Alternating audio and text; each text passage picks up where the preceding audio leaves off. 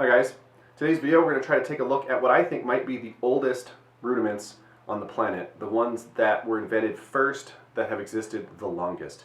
Now it's really hard to know that for sure because rudimental drumming existed well before it was written down. It was primarily transmitted by rote for centuries perhaps before we actually got books that showed anything.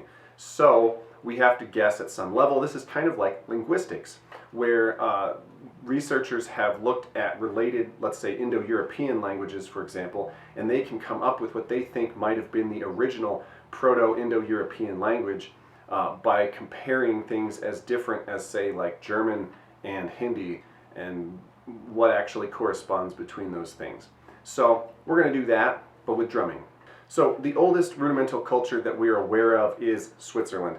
They were using military drumming evidenced by paintings or descriptions by like 1315 at the Battle of Morgarten. A lot of people cite the 1386 Battle of Sempach, which also has a lot of evidence that fifes and drums were used in a sort of rudimental context that we recognize. I think that the tradition goes back even farther into the 1200s or even the 1100s with one-handed tabor playing, which there's like tapestries and stuff that show that, illuminated manuscripts. But when they start using two hands and playing with a separate fife player in the way that we would understand it today, I think that was probably the 12 or 1300s. Okay, so it's really old.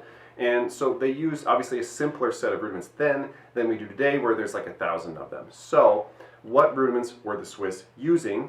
Well, we can take a look at some of the oldest written Swiss sources and see what they have to say. So the oldest one that I'm aware of is from 1728, which is quite a bit later. Things were generally transmitted by rote, so they didn't write them down for a long time. When they did write them down, they were basically writing down the verbalized syllabic form of the rudiments.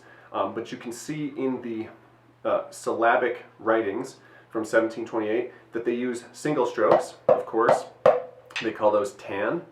They have rolls of varying lengths, and we're just going to sort of lump those together, and they're called pram, P-R-R-A-M, or you could put a bunch of R's in for a longer roll, but basically I think they're probably flammed rolls. The Swiss are really into flamming their rolls, but potentially not, I don't know. Then they had plan or plan, which are flams, pretty clearly, and then there's padan or tadan comes up, which is more like a charge stroke, which I think originally in the very, very old days was called the Sturmschlag, topic for another day, but those are the only four rudiments really that repeat often, and there's some spelling variations, but I think that's basically it. Singles, various rolls, flams, and charge strokes. We can corroborate that with the next written Swiss manual from 1788, which calls single strokes tang, right, which is very much like tan. The rolls are called rang or prang, probably wrong or prong actually, and so again that's double stroke rolls of varying lengths. I think the charge stroke was called patang, very similar to padan, same idea, and then the flam was called plong or prom, which you can see why that would be the same as plan from the earlier one. So it's the same four rudiments for the most part. There might be roughs in there somewhere, short rolls, right? But what's really the difference between a rough and a short roll? Not much. Then you get to one in 1799 that actually has like notation in it, so it's a lot clearer than these syllabic ones. And it really only shows like 3 or 4 different rudiments again, and one of them is called ten, which is single strokes. There's like a TR, which is essentially like a roll, like a trill or something. And then there's plan again, which was the flam. So there might be other stuff in there in the notation, but basically that's what they were saying were the rudiments. So again, like 3 of those same 4 that we've been talking about. Now, even though the French probably didn't invent rudimental drumming, they have been writing it down a lot longer than the Swiss have. So in 1588 or 89, depends on who you ask, there's a book called Orchesography by this guy Thoineau Arbeau, and that's really a pen name for some other dude whose name I can't remember right now. But it has some rudimental drumming stuff in it, in notation, which is amazing. Some of the oldest that there is on the planet. And it really shows what most people consider single strokes, usually usually called ton, again, like the Swiss. And then it shows what some people interpret to be double strokes, either terry, well, it could be that, but it could also be terry, or there's a few other syllables that could be double strokes, like roll. The notation kind of looks like that. It's hard to tell. But they definitely also have a syllable called plon, P-L-O-N in this case, which very much seems like it should be a flam based on the Swiss. And then there are these things they call didans or didans, which didan, didan. Yeah, that's the Sturmschlag or the charge stroke, the same thing from the Swiss, right? So this is all the way back in the 1500s, and they're using basically the same 4 rudiments that the Swiss were using. So if you look at a non-notated but just written book from 1636 by this guy named Marsan, Harmonie Universelle or whatever, it shows 4 rudiments. They're not exactly the same ones. They have baton rond, which is single strokes. There's the baton rompu, which is double strokes. And then there's the retrait, which is probably a flam, right? It could be a double stop, I guess. It just says use 2 hands. It's not real specific. And then there's the baton mêlé, which is a totally different one. This is probably something the French just invented for themselves, where you do like 2 on one hand and 1 on the other. Or you could start with the 1. There's different ways of doing it. But that kind of a thing, it's sort of a roll, sort of not. It's groups of 3. It's called, baton mêlé means mixed sticks. So you're like mixing singles and doubles.